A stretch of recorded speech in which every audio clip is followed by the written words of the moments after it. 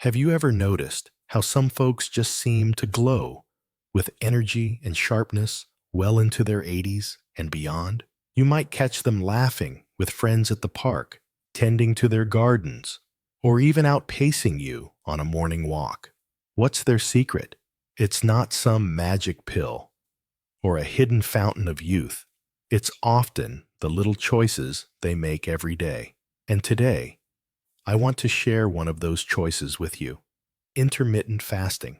Now, before you think this sounds like some trendy diet for the younger crowd, let me tell you, it's not just for them. More and more seniors are discovering how this simple approach to eating can help them feel stronger, clearer, and even add a little extra pep to their step.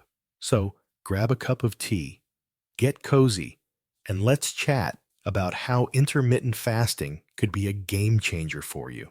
First off, let's clear up what intermittent fasting really is, because it's not about starving yourself or saying goodbye to your favorite foods. Picture this: it's more like giving your body a little break from eating, a chance to rest and recharge. Think of it as a mini vacation for your digestive system. Instead of eating all day long, you pick certain hours to enjoy your meals and then let your body take it easy for the rest of the time. For example, you might eat between noon and 8 p.m., then sip water or herbal tea until noon the next day. That's called a 16.8 approach.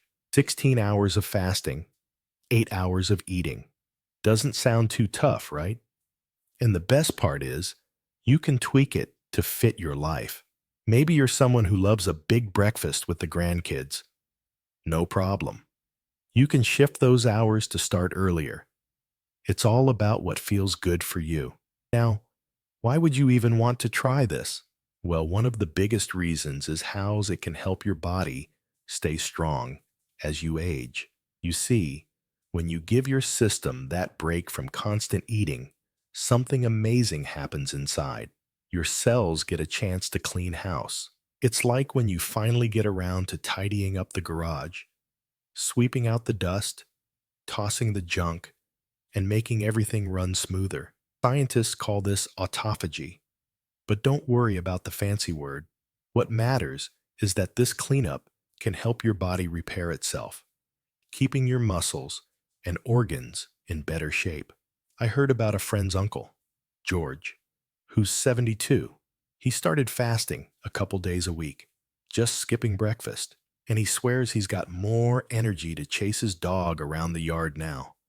He used to feel sluggish by mid-afternoon, but these days, he's out pruning his roses instead of napping.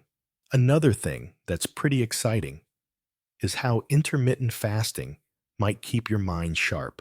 You know those moments when you walk into a room and forget why you're there? Or when you're searching for a word and it's just out of reach? We've all been there, and it can feel frustrating. But here's the good news. Studies are showing that fasting can give your brain a boost. When you fast, your body starts producing more of something called BDNF. Think of it as a fertilizer for your brain cells. It helps them grow stronger and stay connected. I remember chatting with my neighbor, Ellen, who's 68. She'd always been a whiz at crossword puzzles, but she noticed she was slowing down. She tried fasting, eating only between 1 p.m. and 9 p.m. And after a few weeks, she said she felt like her old self again, breezing through those puzzles like a champ. It's not a cure-all, but it's a little trick that might help you hold on to those precious memories a bit longer. Of course, if you're thinking about giving this a go, safety comes first, especially as we get older. You don't want to jump in without a plan. Take my cousin's mom, Ruth, for instance. She's 75 and was curious about fasting after reading about it in a magazine. But she's on medication for her blood pressure, so she didn't just dive in. She had a quick chat with her doctor, who gave her the green light and suggested starting slow, maybe skipping breakfast a couple of days a week to see how she felt. That's the key. Ease into it. Start with something simple, like pushing your breakfast back an hour or two, and listen to your body. If you feel dizzy or off, take a break and have a snack. And always keep water handy. Staying hydrated is your best friend here. The idea isn't to push yourself too hard. It's to find a rhythm that feels natural and keeps you smiling. And that brings us to another incredible sign of longevity: how intermittent fasting might just help your heart keep ticking strong. But we'll get into that next time, because there's so much more to share about how this little habit can make a big difference. For now, just imagine what it might feel like to wake up with a bit more zip in your step, or to tackle that crossword with a clearer head. It's worth thinking about, isn't it? So, we were just talking about how intermittent fasting can give your energy and your brain a little lift. And now let's chat about something that's close to everyone's heart: literally. You've probably heard folks say how important it is to keep your heart happy as you get older, and they're not wrong. It's the engine that keeps us going, after all. Well, here's something that might surprise you. Giving your body those fasting breaks could be like a tune-up for that engine. It's not about overhauling everything you love to eat. It's about timing things in a way that lets your heart thrive. Imagine sitting down to your favorite supper, maybe a hearty bowl of soup or a slice of roast chicken, and knowing that the way you're eating might be doing your ticker some good. That's a pretty nice thought, isn't it? Here's how it works. When you fast, even for just part of the day, your body gets a chance to lower things like blood sugar and cholesterol. Think of it like letting the dust settle after a busy day.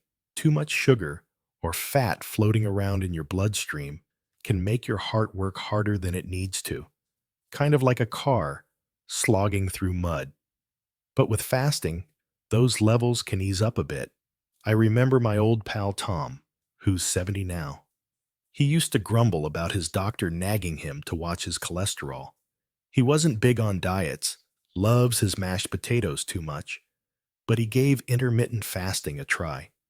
He stuck to eating between noon and 8 p.m., and after a couple months, his doctor was all smiles at his checkup. His numbers were down, and Tom didn't even have to give up his potatoes. It's not a miracle fix, but it's a gentle nudge in the right direction. And speaking of gentle nudges, another thing fasting can do is help with inflammation. Now, you might not think about inflammation every day, but it's like a quiet troublemaker in the background. It's that ache in your joints after a long walk, or that stiffness when you get up from your chair. As we age, inflammation can creep up. And it's not just a nuisance. It can put extra strain on your heart, too. Fasting, though, seems to calm things down. It's like turning down the heat on a simmering pot. There's this lovely lady I know, Margaret, who's 67. She'd always had a bit of puffiness in her hands, especially in the mornings. She started fasting a couple days a week, just skipping breakfast, and noticed her rings fit better after a while. She told me she felt lighter all over, and I could see the spark in her eyes when she said it. Little changes like that can really add up. But let's keep it real. Starting something new can feel daunting, especially when it comes to food. You might be wondering, how do I even fit this into my day? Well, it's easier than you think, and you don't need to overhaul your whole routine. Take it from my friend Clara, who's 73. She's got a busy life: bridge club, gardening, keeping up with her grandkids. She didn't want fasting to feel like a chore, so she started small. She'd have her morning coffee, black, no sugar, and hold off eating until lunchtime. That gave her about 14 hours of fasting, and she'd enjoy her meals the rest of the day.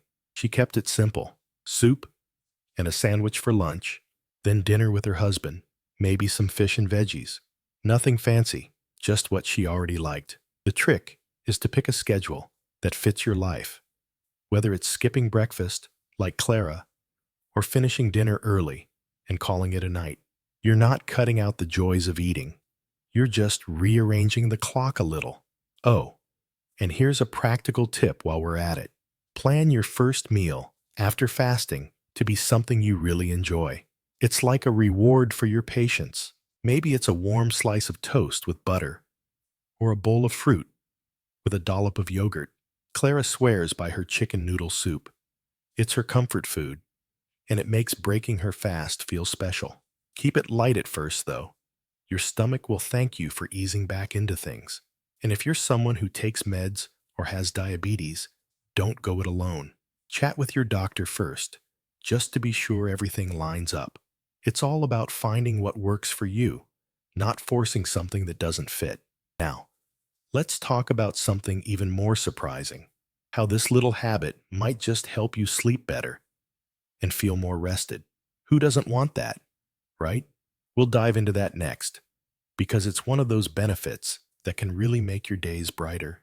So, we've been chatting about how intermittent fasting can give your heart a boost and calm those sneaky aches. And now, let's talk about something we all crave as we get older: a good night's sleep. You know those nights when you're tossing and turning, staring at the ceiling, wondering why sleep just won't come? Or maybe you drift off, but wake up feeling like you barely rested. It's frustrating, isn't it? Well, here's a little twist. Fasting might just help you catch those Z's a bit easier and wake up feeling fresher. Imagine slipping into bed, knowing you've set yourself up for a peaceful night. That's something worth smiling about, don't you think? Here's the scoop. When you give your body a break from eating, especially in the evening, it's not busy digesting a big meal while you're trying to wind down. Think about it. After a late supper, your stomach's still working overtime, churning away when you'd rather be dreaming. Fasting flips that around. If you finish eating a few hours before bed, say by 7 or 8 p.m., your body gets to relax right along with you. I've got a friend, Bill, who's 69. He used to love a late-night snack. Cheese and crackers were his weakness, but he started fasting, wrapping up dinner by 7, and he told me he's sleeping deeper now. No more waking up at 3 a.m. with that restless feeling. He's even got a little more spring in his step come morning. It's not about giving up snacks forever. It's about timing them smarter. And it's not just about falling asleep. It's about how you feel when you wake up. You see, fasting can help your body get into a better rhythm. There's this internal clock we all have. It's called your circadian rhythm, and it loves routine. When you eat at the same times each day and then give your system a rest, that clock ticks along smoothly. It's like keeping your favorite wind-up watch on schedule. My Aunt Doris, who's 76, swears by it. She used to nibble all day: breakfast at 7, lunch at noon, snacks until bedtime. She tried fasting from 8 p.m. to noon the next day, and after a week, she said her mornings felt brighter. She wasn't dragging herself out of bed anymore. She was up and ready to water her flowers. It's those small wins that make you feel like you're in charge of your days again. Now, let's wrap this up with the big picture: why intermittent fasting might just be a secret to living longer and better. It's not about chasing some far-off dream of immortality. It's about enjoying the years you've got with more energy and fewer creaks. Studies are showing that fasting can lower the risk of things like diabetes and even help your cells stay younger longer. Picture your body like a classic car. If you take care of it, it keeps running smooth and strong. I think of my old neighbor, Sam, who's 82. He started fasting a couple years back, just 2 days a week, nothing drastic, and he's still out there fixing his fence and telling stories. He says he feels like he's got more time to enjoy life, not less. That's what it's all about, isn't it? Feeling good in the moment. Before we go, let's make this real for you. If you're curious, start small. Maybe skip that late night bite and see how you sleep, or push breakfast back an hour and enjoy your coffee in peace. Keep it easy. Keep it yours. And if you've got health concerns, say meds or low energy, talk to your doctor first. This isn't about pushing yourself. It's about finding a little groove that lifts you up. Oh, and one last tip. When you break your fast, savor it. Treat yourself to something tasty, a warm oatmeal bowl or a slice of pie. You've earned it. So, here's my takeaway for you. Your best years aren't behind you. They're right now. These little habits, like fasting, can add up to big changes in how you feel every day. I'd love to hear what you think. Drop a comment below and let me know if you've tried this or if you're tempted to start. Hit that like button if this resonated with you and subscribe if you want more ideas to keep thriving. You've got so much ahead of you, and I'm rooting for you every step of the way. Take care, and let's keep this journey going together because you deserve to feel your best today and always.